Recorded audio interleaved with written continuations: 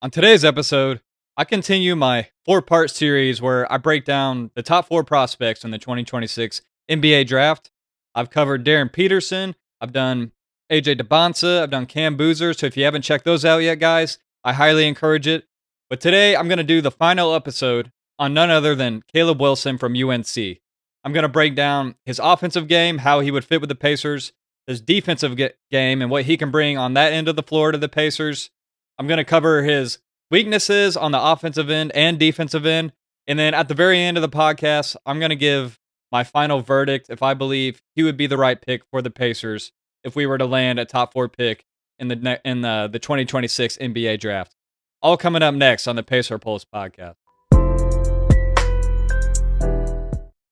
What is up, Pacer Nation? Welcome to the Pacer Pulse podcast, the heartbeat of Indiana basketball. I'm your host, Sean Trader, and today, guys, I'm going to conclude my four-part little mini-series here where I'm breaking down these draft prospects with Caleb Wilson from UNC. This is a guy that, ever since I've kind of been watching his highlights and been watching him play since he's been into college a little bit, I don't watch full games. To be honest, guys, I just see highlights and I try to pick the things that I see that are that are showcasing the player's strengths a lot. And then I do look for some of the weaknesses if I can see those, but all in all, I've really liked from what I've seen with Caleb Wilson as a fan, and maybe I'm a little biased because growing up, I've always been a UNC fan. I don't watch college basketball much anymore, but I really love diving into these prospects as just a fan of the Pacers and a diehard fan of the team. I love the draft. I love it, like I've said in past podcasts during this kind of series. I love seeing which players we could potentially get, and hopefully we can keep a top four pick, guys. Hopefully the NBA doesn't count what we've been doing against us with the tanking and all that topic right now. I think we're going to be rewarded, guys. I really do. I want to put that in the atmosphere. I want to speak it into existence, and I just think we're going to be rewarded this time around, and we're going to get our top best pick we've had since Rick Smits in 1988. I truly believe it, guys. So Pacer fans, Pacer Nation, let's speak it into existence. Let's not dwell on the fact that we've been fined already. I think we are going to be rewarded finally. So let's just speak that into existence. I wanted to start off with that. But to give a little introduction to Caleb Wilson, like I said, he's a freshman at North Carolina. He's about 6'10" with shoes. He weighs 215 pounds. So he's a little lighter, I would say, for a big. And then he has a 7-foot wingspan, which is going to help him tremendously on both ends of the court, right? Especially on the defensive end. And we've already seen what he's been able to do on that end a little bit.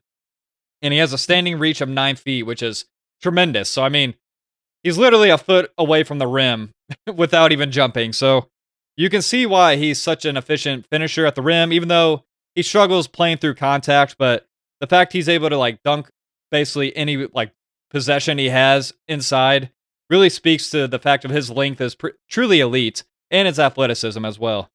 But as of right now, I want to break down his stats a little bit. In UNC right now this year, he is averaging 19.8 points, 9.4 rebounds, 2.7 assists. So he's showing a little bit of playmaking as well. He's shooting 57.8% from the field, 25.9% from three. So a work in progress, but 71.3% from the free throw line. So not bad. He's got some touch, but could definitely improve in that area as well. 1.4 blocks per game, 1.5 steals per game. Really love those defensive numbers. Turnovers, about 2 per game. So he can clean that area up a little bit, but that's in 31 minutes of playing time. So clearly elite as a 20-10 guy almost in college. Not something you really see very often. And that's a guy that doesn't even necessarily have a three-point shot just yet. But really like what he brings on both ends of the floor. So I do want to start off by breaking down his offensive game. Some things he's very good at on the offensive end and how he could fit with the Pacers system.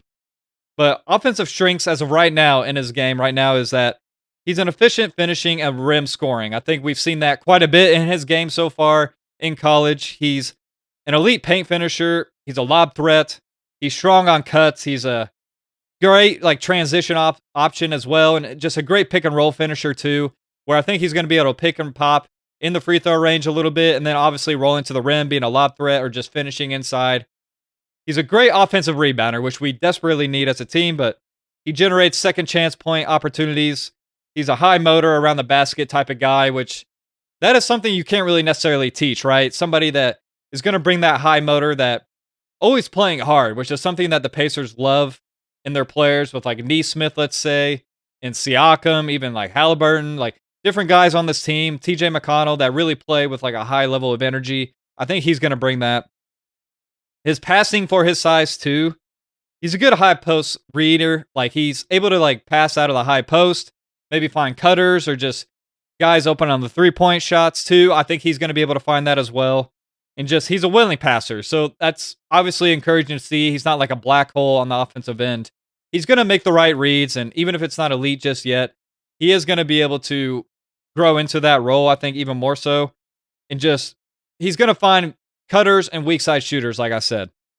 His transition rim running is elite too. He's the perfect for like a fast-paced offenses like we play. He fills the lanes and scores before defenses are even set, which is something we clearly like to do, right? As the Pacers team, we love getting out in transition, and even his rebounding is going to feed into that. But he's going to be an awesome outlet for like Tyrese, almost like Pascal-esque, I would say, where he's going to be able to really fill in those lanes a lot. And then his face-up potential. He's shown a lot of that as well so far, where he's got great mid-range touch. He's got tools to develop into a scoring four option where he's even flashed a little bit of three-point shooting. It's not elite yet, of course, but it doesn't look bad. It looks smooth, so I think he's going to be able to add that to his game as well, especially when he works with our shooting coaches. I think it's going to really bring it out of him even more. But his offensive fit within the Pacers, given those strengths, the space and pace system we like to play. Pacers, we run that fast.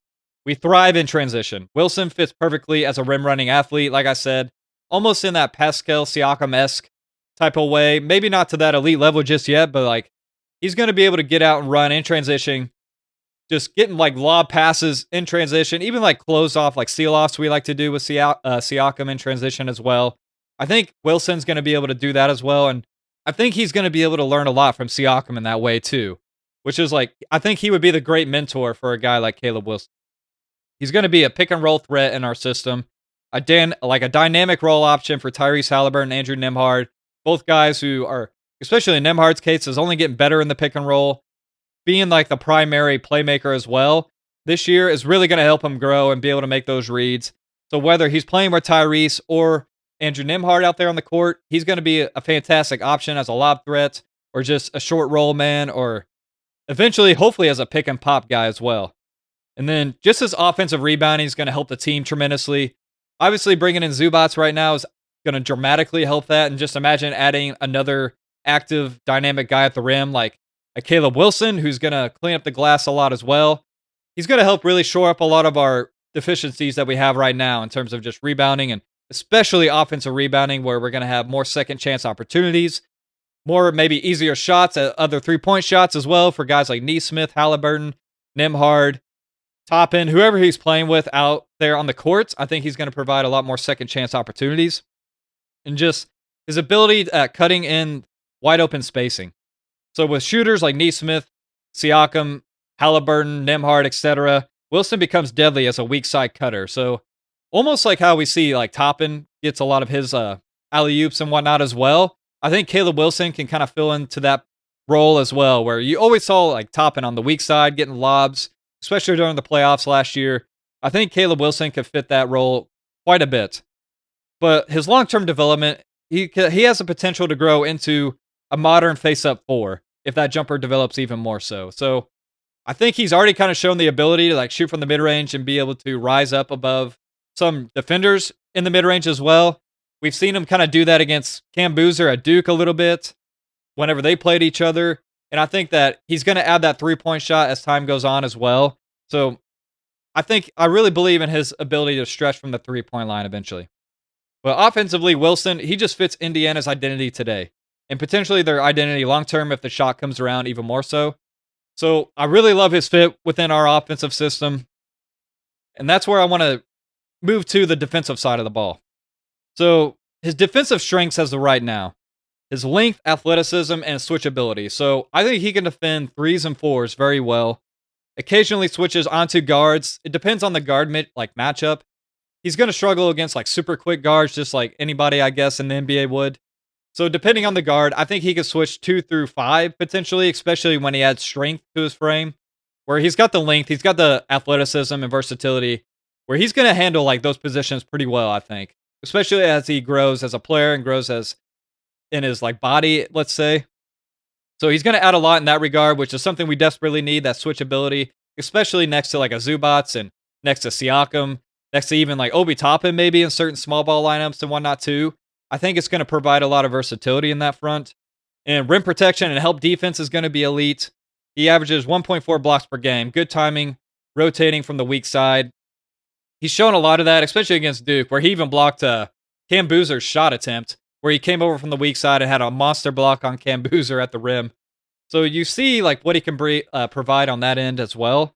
And then just his passing lane instincts, where he has a high steal rate for a forward. So he's definitely good at reading the passing lanes and having active hands and just being a disruptor on that end too.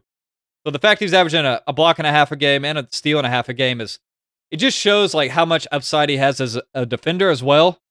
So I think like his fit next to Siakam and Zubats, even against like with Obi Toppin in certain lineups as well, Jay Huff, he's going to provide a lot of value on the defensive end.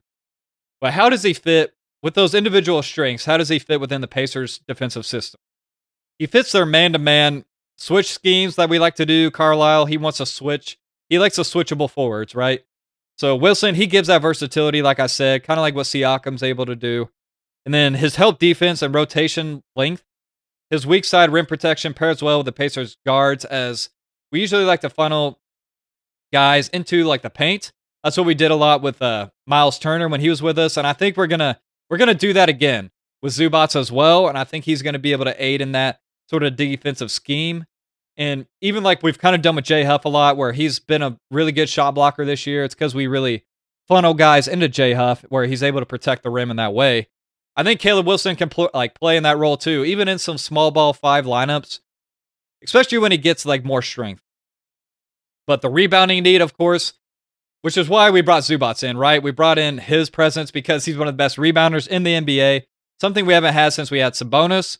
But imagine adding a guy like Caleb Wilson, averaging 10 rebounds a game almost in college. He's only going to provide like even more rebounding in that regard, especially since Obi Toppin's kind of a weaker rebounder. So having a guy like that off the bench, and Jay Huff as well is not a great rebounder. So having like Wilson and Zubats on the court at the same time, even, or like splitting time, it's always going to ensure that we have somebody that can rebound on the court at a high level. And just the pick and roll coverage flexibility, he can hedge, switch, recover. Ideal for like just modern NBA defenses. I think he's going to really fit the perfect mold that you want out of a player, that you want just that versatility on our team, like I've been mentioning. But defensively, he gives Indiana the switchability and length that they don't always have on the floor, right? Outside of Siakam, he kind of provides that other option where we're always going to have somebody out there that can provide that switchability. So I want to get into like what his offensive weaknesses would be right now and his defensive weaknesses so far too. So he is an inconsistent shooter as of right now. His jumper is the main swing skill. I think that's kind of what everybody would argue, is the fact that he's not the strongest shooter so far, especially from 3. He has shown flashes of being pretty solid from the mid-range, I would say, which is encouraging to see. But defenders sag off him right now, I would say. But he has shown the ability to kind of rise up and shoot over defenders. Shown at least that he has some touch from the mid-range. But I would say that's one of his biggest weaknesses, is his shooting touch as of right now. Just, he's a limited shot creator as well. You're not going to give him the ball and just say, hey, break somebody off the dribble. He's just not a self-creator. He relies on cuts, rolls, and transitions. So if you're asking him to kind of create his own shot out there, he's not going to be the strongest in that regard as of right now. Which maybe that doesn't matter right now, because he's going to be the perfect guy that can fill in those gaps on playing off the ball. But if you're asking him to like create his own shot, he's limited in that front. He needs more strength as well in his frame. Like I said, he's like 215 pounds. He's not the biggest guy, but he can definitely add a lot more strength and size to his frame. He's going to need to bulk up for finishing through NBA level bigs. So that's maybe something that you're going to be concerned with once he joins the team. Is he going to be able to play through contact and take contact on the next level? I think he's going to have plenty of time to like fill out his frame. So maybe you're not worried about that right away, but definitely something to be worried about. And his decision making under pressure, can rush plays when double teamed at times. So he's going to need to grow into that too, passing out of double teams, Maybe that just comes to more reps, but it is a weakness on the offensive end. And then he is a free throw inconsistency, so he's still ironing out his mechanics at the free throw line. Given that he's not the strongest free throw shooter right now, it is 70% from the free throw line, so kind of on par with Siakam right now, who's like at 69%. So not ideal, of course, but at least it's not broken, right? He's just going to need to iron out his mechanics a little bit. And I do believe in like our shooting coaches. I think they're going to be able to get that out of him and really improve that, like as his time with the Pacers, like as he develops. I think he's going to be able to improve that front. But then his defensive weaknesses, he's inconsistent engagement, so the motor fluctuate between possessions at times. You do see him kind of get a little lackadaisical. He struggles versus quick guards, so can get beat off the dribble by elite speed. So I guess you can kind of expect that for a guy that's 6'9" or 6'10". Maybe that's something you're going to nitpick more so than say is like a true weakness, you would say. But if he could somehow like improve on that end at some point, that is a weakness that he has on defense right now. He's still developing his rotational IQ as well. So he needs cleaner reads on help rotations and closeouts, which I think that comes with just more time and more reps as well. But he has shown some strengths in that regard as well, but definitely something he needs to continue to improve on. Then his strength against physical force. So that's something we're going to have to look out for where, like I said earlier, he's going to need to add a lot more strength to his frame, which he's going to have time to do that. Get him into like a developmental NBA system that's going to be able to train him to add weight and not be able to like sacrifice too much of his athletic gifts as well in the same line. I think that's something he definitely needs to improve on. Then he is a little foul prone, late contests leads to fouls a lot. So if he can cut down on that, I think he's nowhere near like Isaiah Jackson level. Don't get me wrong, guys, but that is something he needs to clean up. But my final summary, why the Pacers should consider him: he's an elite transition athlete, great finisher and rebounder. He's switchable, multi-positional defender right now, and he fits Indiana's pace and space modern identity. Why the Pacers might hesitate: his jumper is a real swing skill right now. Not yet a consistent creator, and he needs defensive maturity and physical growth. So if you're trying to find reasons as to why you're against Caleb Wilson, those would be the main ones.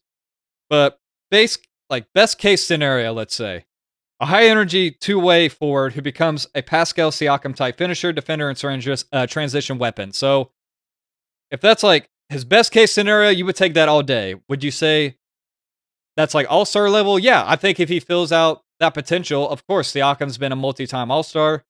Not saying he'll ever be a Siakam type player, but especially as like a self-creator, maybe that's where his ceiling's kind of limited. You never know though. He could develop into that, and I've even seen where he's projected to be like Jermaine O'Neal-esque.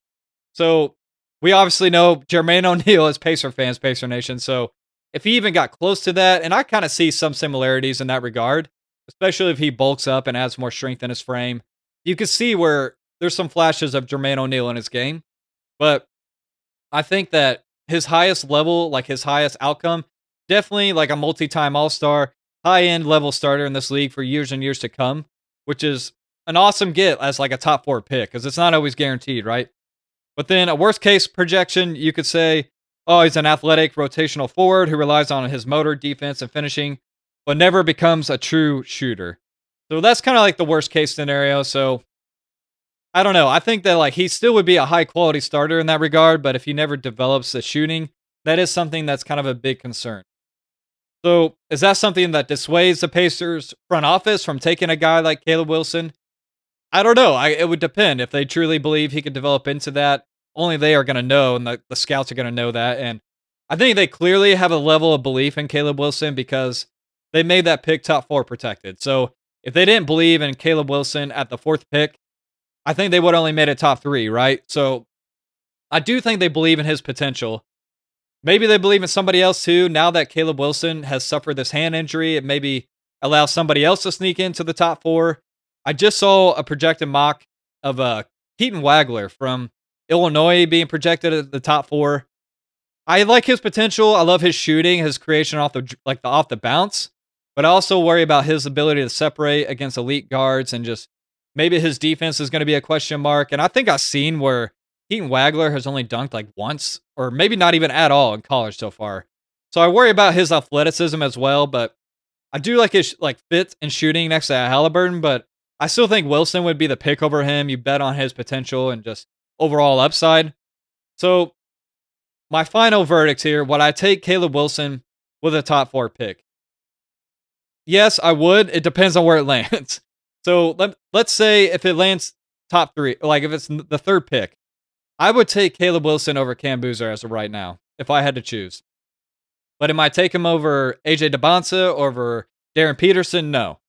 So I would say overall, still after this whole series, Peterson's my number 1 option, given the injuries aren't a major concern. AJ DeBonsa second, Caleb Wilson third, and then Cam Boozer fourth.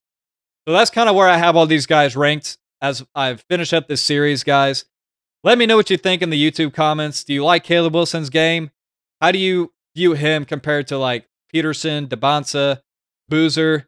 Would you take him above a Peterson or DeBonsa, or definitely over a Cam Boozer? Just let me know your thoughts in the YouTube comments, and please always leave a like, comment, subscribe on YouTube, guys. Really helps the channel grow. Really helps me be able to keep doing this even longer and be able to grow this channel into what I want it to become, like the number 1 fan podcast out there for Pacer fans. And if you could always please listen on Apple Podcasts, Spotify, wherever you listen at. And if you could always leave a 5-star review, guys, it really means a lot. It helps grow the listening platforms as well. And I can't do it without you guys. So if you could please listen on those platforms too, it really helps it grow a lot as well. And like I said, I love talking with Pacer Nation, with all you guys. We're all diehard fans here. We want what's best for this team. And we got to pray that the NBA will not, let's say, what do you want to say? Just will not count it against us about this tanking thing right now. Even though we've been fined, guys. I truly believe this is the year we're going to get a top 4 pick and add another dynamic option to this team, a dynamic piece that's going to grow into our foundation, even well past like Siakam and Zubats when they're here. Yes, we have this window now, but I think a lot of these guys can contribute now and into the future as well. So I know it's hard to like bridge 2 timelines, right? But I think we're going to be able to do it if we get a top 4 pick and bring somebody along slowly off the bench. It's going to be the dream scenario. So I believe it's going to happen, guys. Let's speak it into existence. But I hope you guys enjoyed this little mini series here that I wanted to do during the All-Star break. It's a lot of fun for me. Like I said, as a diehard fan, I love talking about the draft. I love doing trade talks too. So, if you guys have listened, I do a ton of those right now. And I did a ton of those before the deadline. But I guess the next thing to look out for, Pacer Nation, I'm going to recap the Wizards games. I don't know if I'll do it after each game or if I'll wait till after the back-to-backs are over. I may do it after each one, but be on the lookout for those. I'm going to break down what I see. Maybe Kobe Brown does some more things. Cam Jones. I think I've already seen Siakam's out for the first game against the Wizards. Zubats isn't going to be playing just yet, so that's something to keep an eye on as well. But be on the lookout for future episodes. I'm going to be breaking down this team as we move forward, and then as we get closer to the draft, I'll probably do a lot more draft talk, and we'll start to see how this shapes out, guys. If we continue to lose more, where our positioning is in the draft lottery, just what our odds are going to be. May, I think I looked it up, around May, guys, is when the draft lottery happens, so it's not very far away. But I can't thank you enough, Pacer Nation, for always listening. And I will talk to you soon, Pacer Nation.